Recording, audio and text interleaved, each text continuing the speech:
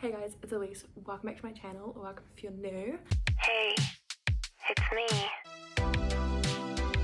Today we're gonna film my quarterly wrap up, which this time it's literally, I think, from April till end of July. It's currently the 24th of July, so you know, basically the end of July. I read 11 books from April till now. I literally just finished one maybe an hour ago, potentially. So yeah, let's just get into this video. I have two series that are in here, like a couple of books from a series, like a couple of series in here. I'm just going to group them all together and talk about them at the same time so I don't spoil the series as a whole, but I'll give you my specific ratings for every book. Starting off, we have the, what is this one called? The Eden series. I read 3 of these books. I read Juniper Hill, Garnet Flats and Jasper Vale. I did read Indigo Ridge back in March. The series follows 6 siblings. I've now read 4 of the 6 siblings books. The first one follows Griffin and Winslow. I think her name's, like, they call her Win though in the series. Then this one follows Memphis and Knox. And then it's Talia and Foster. And then Jasper and Eloise. I'm editing this now and I realized that I did not explain the Eden series properly. They are small town romances. They follow a different sibling in each one. The siblings basically, well, like the Eden family, basically are the royalty of Quincy, which is a small town that they're in. So they are basically the owners of every single business, or 90% of the businesses. I'm not 100% sure on the maths there, but they own so many, they run them, they work in them. They say quite a few times in the series that you can't throw a rock or something without it hitting an Eden. So there's so many of them that, yeah, anyway. So yeah, they just basically follow a new sibling every time, and some of them have different subplots. Like the first one had a crime subplot on the side. I think the second one had like toxic family side plot, you know, like just different side plots, and it makes them really interesting and different from just like a boring small town romance. Second one 4 stars, third one 4 stars, and then the fourth one I gave 3 stars. But my rating overall would be actually kind of in that order, like Indigo Ridge, Juniper Hill, then Garnet Flats, and then Jasper Vale. But I haven't read the last 2 yet, so I'll give you my overall series rating when I get to that point. I read these literally like 3 months ago and I haven't gone back, but I've had heaps of new release series and stuff that I've wanted to read as they come out, and I've been in quite a few reading slumps. Moving on to one of my favorite authors, Holly Jackson, and her newest release, The Reappearance of Rachel Price. This one follows Belle, who was, I think, 2 years old when her mum disappeared. She is now 18, so it's been about 16 years, and her family is filming a documentary on the disappearance of Rachel Price. But as you can tell from the title, she reappears during the middle of this documentary, and you're basically going through figuring out what happened, Belle not really trusting kind of the story, like, because something's just not sitting right. And I gave it 4 stars. I think this would be one of my favorites. It is so good. I think I read this in a week, which honestly, when I say that, doesn't mean shit, because I could really hate a book and it would still take me a week, depending on if I'm in a slump or not.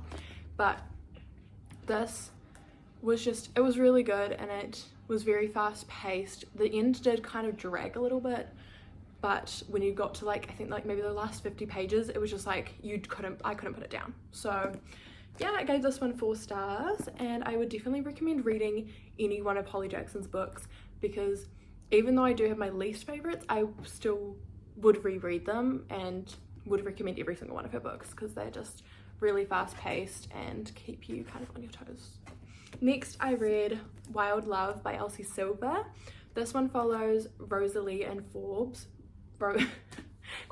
Follows Rosie, but her full name is Rosalie. But Rosie and Ford, not Forbes. Anyway, Ford is Rosie's brother's best friend. He's also a billionaire. He was labelled Forbes magazine's hottest billionaire of the world or something. And basically Rosie used to work in the city, but something happened at her job and she moved back to the small town of Rose Hill. And she starts working for Ford just to kind of have, I guess, like her own thing. Potentially, I don't actually know why I can't remember why.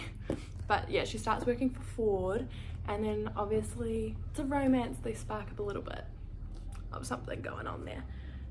But also, I don't know if this is a spoiler, let me just check.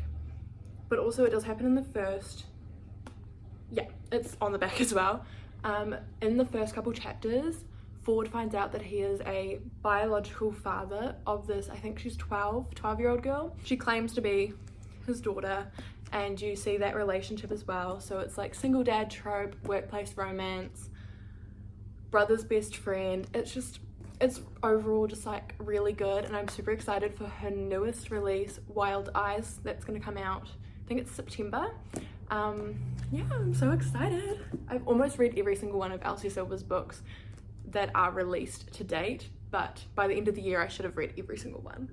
Next, I've read Powerful by Lauren Roberts, and then I just finished Reckless by Lauren Roberts. So Powerful carries, like, it's on the same timeline as Powerless, so I'm not going to say anything. I'm also not going to say much about Reckless, but Powerful is in the perspective of Adina, who is Peyton's best friend, and Mac, who is kind of like the love interest of Adina. Yeah, I don't even know how to explain it without spoiling it, but the series as a whole follows Peyton, who is an ordinary, and Kai, who is the enforcer. Like, he kills ordinaries because they dwindle the powers of the elites, which is all the people with powers in this universe. Let me just get Powerless real quick. It's basically trials, and it's kind of like the Hunger Games, how there are these trials and you're selected at kind of random to compete in these trials, and it's it is just of all the elite people who have powers and all these abilities. But Peyton gets selected, and she is an ordinary, and has to pretend she has like this psychic ability. Let me think but yeah, basically I think there's like 3 trials, and so you go to the first trial, they come back, there's a ball, or I think there's maybe a ball before the first trial, but like there's balls and there's trials and there's fighting, I guess. There's obviously romance. I think in the first one there's a little bit of a love triangle. But yeah, so first book I talked about in my last wrap up, but I did give it 5 stars. The little novella that goes between the 2 books, I gave, I think, 3 stars. Didn't really enjoy it. I think it like kind of just dragged a little bit too much, considering we already knew the plot of it, because it's literally like the same timeline, but just from Adina's point of view. And then Reckless, which I just finished, I gave 5 stars. I just loved the plot of this one because it picks up right when Powerless ends, and I'm super excited for the 3rd one. Next book I read was Ruthless Vows, which is the 2nd book in the, what's it called? There's like a proper name for it, I think. The Letters of Enchantment series, not the duology because it's completed now, but it follows Divine Rivals. I think it picks up pretty much directly where Divine Rivals ends, or like within a couple of weeks, like it's quite instant. But Divine Rivals / Ruthless Vows follows Roman and Iris. Sorry, I was thinking of the last names, it got really confusing. But Iris and Roman, they both work together at, I think it's the Gazette, the Oath Gazette or something. They both end up going to the war front. Oh wait, I forgot to actually say that there was a war going on. So there is a war going on between 2 of the gods that this world is revolving around, and Iris and Roman end up going to the war front to write about it and send it back to Oath, which is the town that they're from, just to kind of bring information from the war. They have 2 of 3 typewriters that send letters to each other, like they're all connected, like they've got this magical enchantment on them that can like sends the letters to each other, which is just, it's really good. I don't know how to explain this book, but I gave it 5 stars. This one got me out of a little slump that I was falling into after I read Powerful and Jasper Vale. I was kind of going into a little bit of a slump, but this brought me right back out of it, and I enjoyed every single second of it. It is a bit more plot focused than romance focused. The first one is a lot more romance compared to plot, so just go into it like knowing that it's a bit more plot heavy than romance heavy, but overall I would recommend reading both. Yeah, I just really loved the series, and I'm sad it's over, but I'm going to try and read a few of her other books because they've just been released in New Zealand. Binding 13. If you guys watched, I don't even remember what vlog it was. It might be my last couple of weeks of semester 1 vlog, but I'm not 100% sure. But I read this and I gave it 5 stars. I literally read this in 2 weeks, and I was in the middle of exams, I think, studying, doing all my assessments, and I still found time to read this chunker. I think it's like 800 pages. It's close to 800 pages. But anyway, this one follows Johnny and Shannon. It is a high school rugby romance set in Ireland. Definitely search up trigger warnings before you go into this, especially if you get triggered by anything. Like, just go search up trigger warnings. But yeah, it is very cute. They literally, I think, don't even kiss or hold hands until at least that far into the book. I actually know they've definitely kissed, but like the romance is pretty much in this bit, and it doesn't feel like, well, when I read it anyway, it didn't feel like it was taking forever to get to the romance point. Like, I felt like it came so quickly that I needed to read the second one, and I had to soft DNF the second one, which is so sad, but I'm gonna get back to it eventually. But yeah, I loved this. I actually was obsessed. I couldn't, like, if you go find, I'll actually link the vlog down. I'll find it and I'll link it down below. You see my reactions in it, and I still feel the same way. I still feel the same way when I think about this book. After that, I read Legendary, which is the second book in the Caraval trilogy. This one's in Donatella's point of view, who is the sister of Scarlet from the first one, and it's just basically going through Caraval again. Honestly, I found it a bit repetitive. Yeah, like, maybe I should also describe what Caraval is. Let me just read this. So basically, once a year, Master Legend, who is the head master of Caraval, hosts Caraval and basically opens it for a couple of days for people to compete in to get a prize. And it's normally like a wish or, I don't know, something of that kind of sort. And basically you can only play at night. So during the day you have to sleep, and at night the games are like arises. You don't know what's real, you don't know what's fake, you don't know what's going on. But I think I enjoyed the first one more than the second one, but so far every time I've read this series I've gone into a slump. So I'm putting off reading Finale, and that's literally the last book I have to read. But yeah, both times I've read these, I haven't read a book properly for another couple of weeks, and it's kind of bothering me. So I am putting the series on hold, but I gave Legendary 3 stars.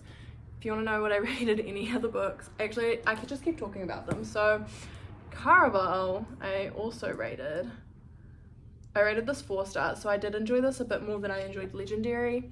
So again, a series that's kind of going downhill, but this one, if you were going to pick up Caraval, read Caraval before you read Once Upon a Broken Heart, because I read this first, and now I'm just despising every single second I read these books, because I loved this, haven't enjoyed this as much. So I know people say you can read either first, but read this because this one spoils a lot in here, and the writing I think is better in this one. So when you read this one, you're like, you know, you're kind of let down. Like, I was so excited to read this after I read this, and now I've basically not liked every second of it. So finally, which actually isn't the last book I recently read. But finally we have Off to the Races by Elsie Silver. This one I rated 4 stars, and it is actually her debut series, but it's just been released in New Zealand. This one got released, I think, around the beginning of June or mid-June, and her second one has just been released in New Zealand.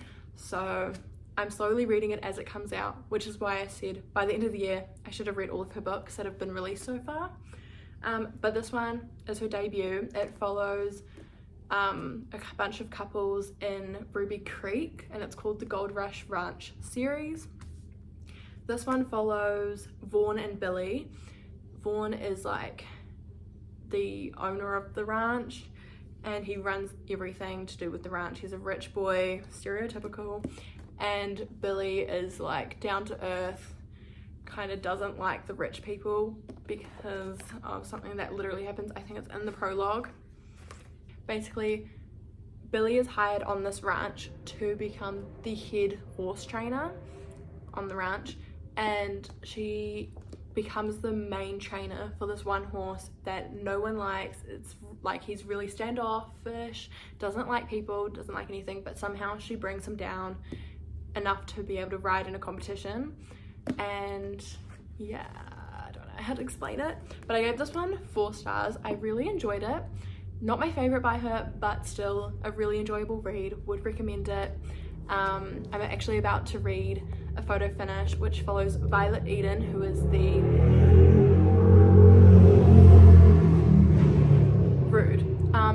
Violet Eden, who is the sister of the Eden brothers from, I'm saying Eaton brothers from the Chestnut Springs series, and it also follows Cole, who is the brother of Vaughn from this book.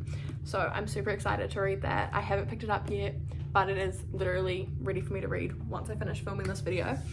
But yeah, I rated this 4 stars. I would recommend anything Elsie Silver reads. I've enjoyed every single one.